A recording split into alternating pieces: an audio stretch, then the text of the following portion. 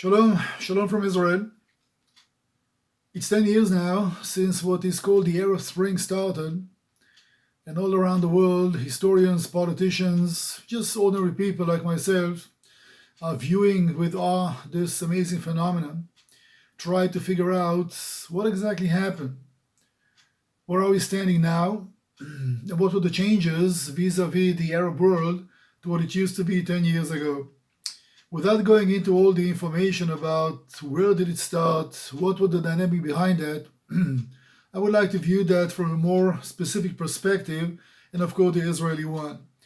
Historians are going to deal with it for decades to come, trying to figure out if it was really a fight for democracy, what was the real intention behind the agendas of people that went to rebel against their masters. And it's interesting to note in the Muslim world that the monarchies were doing quite all right.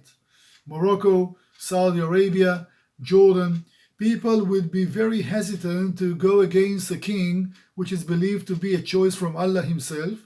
They will not be that hesitant if they are not fearful to try to get rid of a military dictator, usually a butcher, that made a career by massacring his own people. And therefore today we have enough information to look 10 years back to try to see what happened. I think that the world was quite shocked to see that when they called it the Arab Spring, and that was the world media know that in the West, and to call something a spring gives you a lot of hope. It looked like changes are coming.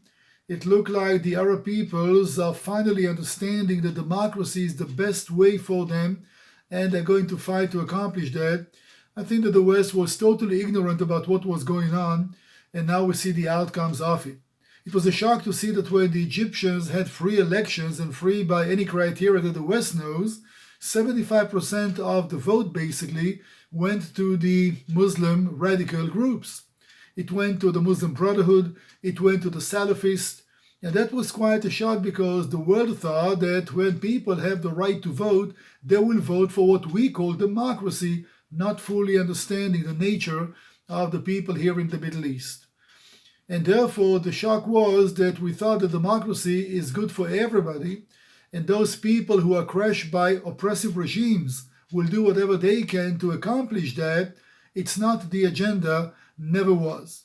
And we should not be surprised because everything that we bring to the table is coming from our perspective, our perceptions, our education. And sometimes we're arrogant enough to think that we know better for others. Apparently, it's not working. It's either stability in the Middle East or democracy. I'm sure that all of us hated Saddam Hussein and Gaddafi and some of the others, but let's be honest, they governed functioning countries. And look what happens today in Iraq and in Libya and in Syria.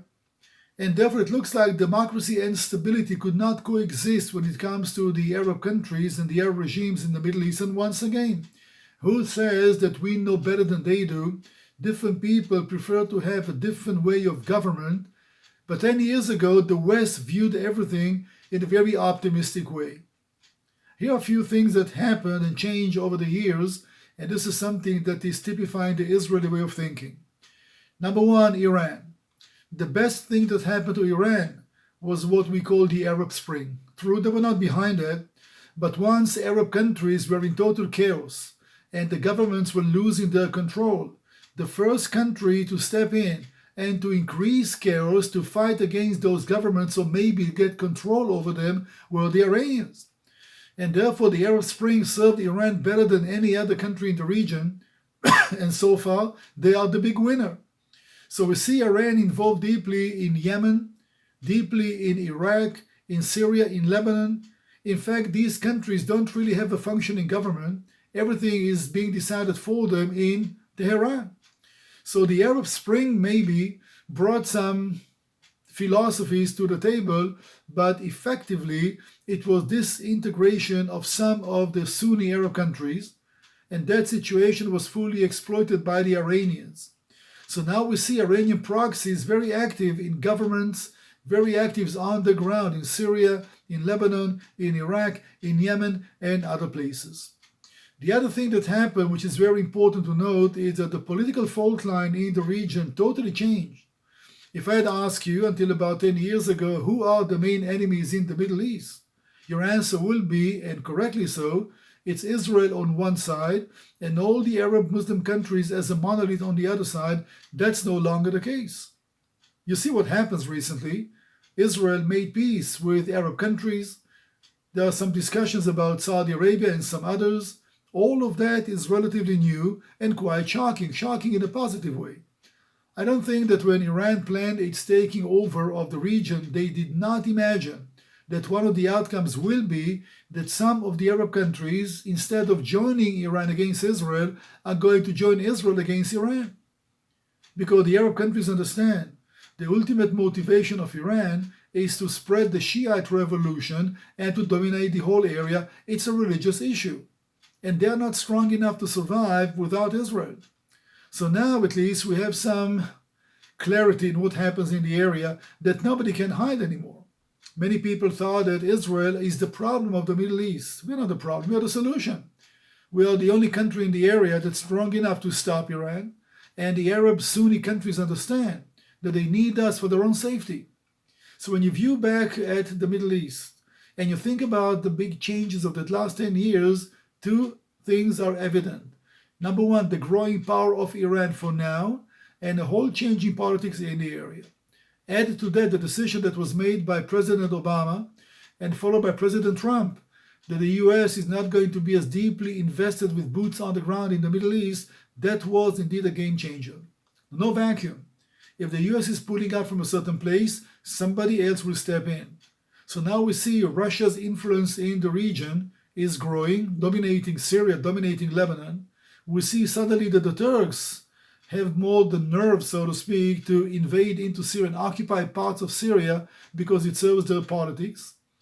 Well, when a superpower that was very dominant in a certain area is no longer there, expect some changes, and from the Israeli point of view, not good.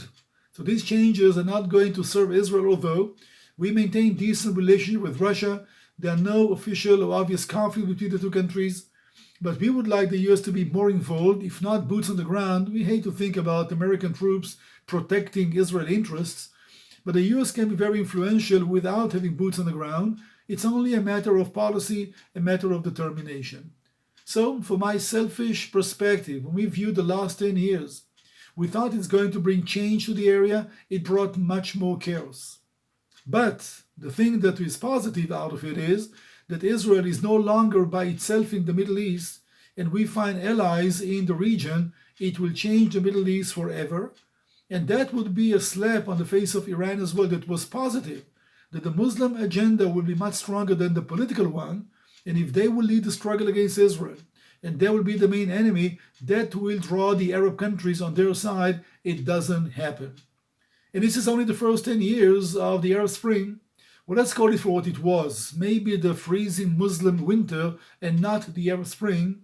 Few things have changed, and this is only step number one to a much bigger change that will take place, no doubt, in the region in the future. I want to wish you all the best. Have a Merry Christmas and a Happy New Year. And still, although the vaccine is right around the corner, we need to exercise some caution. So take good care about yourselves, and may the God of Israel richly bless you all.